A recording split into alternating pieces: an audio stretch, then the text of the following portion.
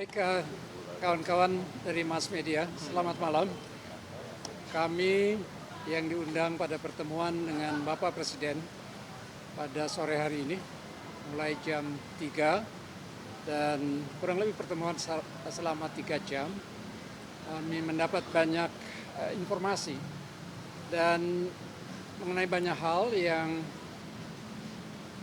juga menarik perhatian masyarakat kita, khususnya berbagai aspek politik luar negeri kita, utamanya yang terkait dengan pembentukan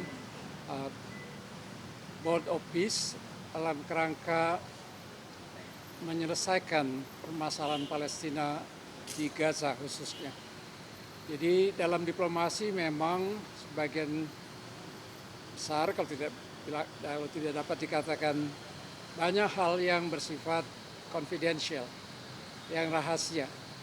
Karena itu kita yang di luar pemerintahan, baik para mantan Menteri Luar Negeri, Wakil Menteri Luar Negeri, akademisi, juga tidak selalu dapat memperoleh informasi yang akurat, apalagi kalau itu dari sumber informasi melalui tulisan, ungkapan di mass media, apalagi media sosial. Karena itu suatu kesempatan berharga bahwa sore ini kita mendapat pencerahan dan banyak informasi yang tidak kita ketahui. Persoalannya adalah kita tidak memiliki informasi utuh, tapi persepsi yang berkembang bisa jadi jauh dari itu, dan kami yang pernah aktif di bidang diplomasi juga tidak banyak bisa memberikan penjelasan. Jadi input yang berharga dari Bapak Presiden, misalnya tadi salah satu sisi yang penting adalah ikut sertanya Indonesia pada Board of Peace, Badan Perdamaian untuk membantu penyelesaian masalah Palestina khususnya di Gaza. Jadi kita ikut serta dalam Board of Peace ini setelah melalui dua rangkaian konsultasi di antara negara-negara berpenduduk mayoritas Islam atau negara Islam. Pertama di New York di sela-sela pertemuan Majelis Umum PBB pada akhir tahun lalu, dan juga ketika kita pada akhirnya memutuskan bergabung, kita juga melalui proses konsultasi yang erat dengan 7 negara Islam atau negara berpenduduk mayoritas Islam.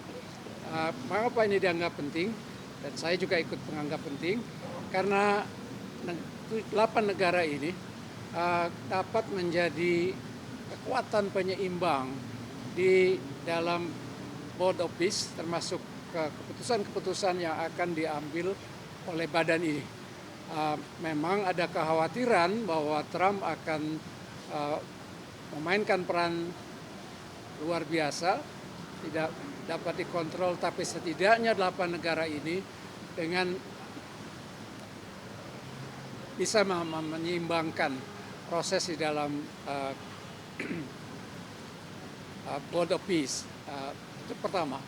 Yang kedua dalam kaitan dengan kontribusi kita, yaitu juga perdebatan publik yang cukup tajam kadang-kadang, bahwa kita ikut menyumbangkan pikiran, menyumbangkan dana sebesar itu.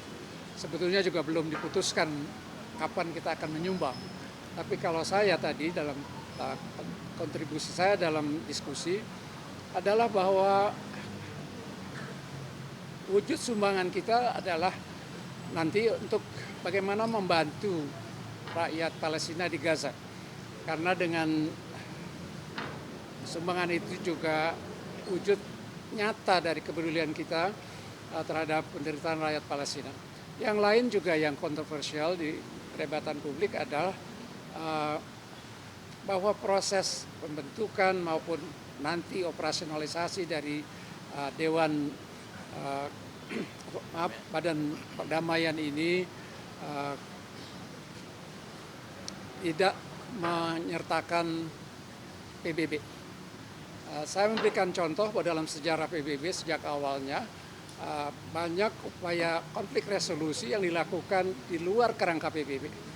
Tidak kurang ketika kita berunding dengan Belanda pada tahun 49, itu sebelumnya ada proses di luar PBB. Bahkan Amerika membantu kita untuk ikut dalam perundingan KMB dengan menekan Belanda. Kalau tidak Belanda mau berunding, maka bantuan ekonomi khususnya Marshall Plan akan dicabut.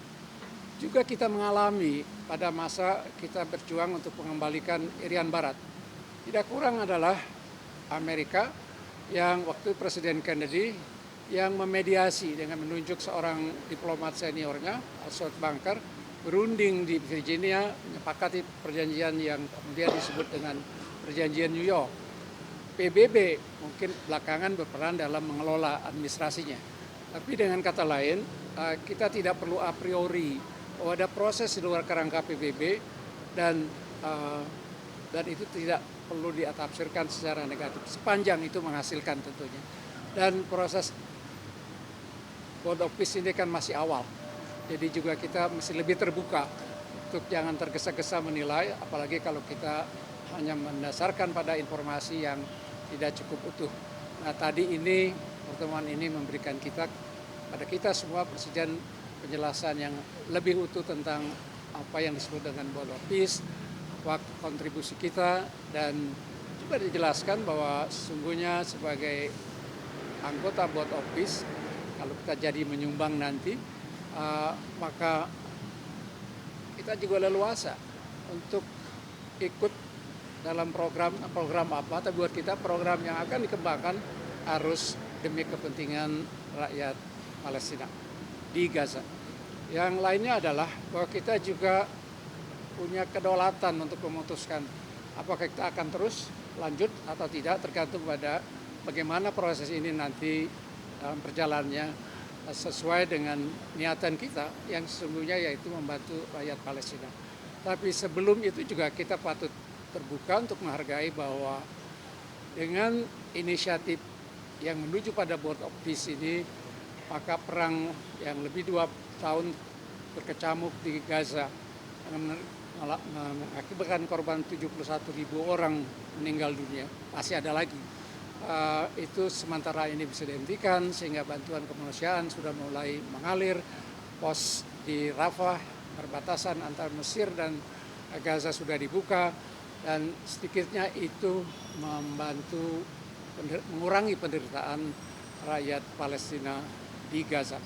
Jadi itu beberapa hal yang saya ingat, mungkin kawan-kawan lain bisa menambahkan dari pertemuan kita tadi yang mungkin diperlukan oleh kawan-kawan dari mass media massa. Terima kasih.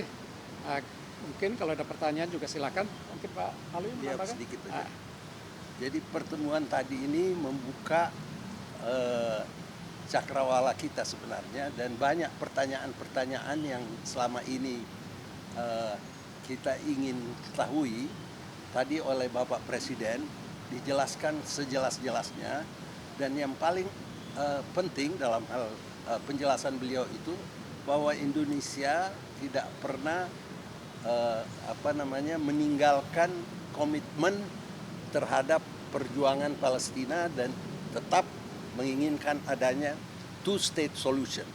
Itu kalau istilah awamnya itu adalah harga mati, two-state solution. Jadi tidak perlu didengarkan Netanyahu yang mengatakan tidak akan menyetujui adanya two-state solution.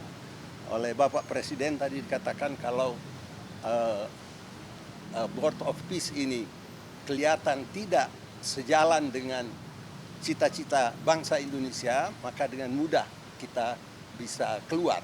Jadi beliau tekankan pada masyarakat seluruhnya bahwa keikutsertaan Indonesia tidak lain adalah komitmen untuk membela Palestina dan menginginkan adanya penyelesaian yang adil bagi Palestina.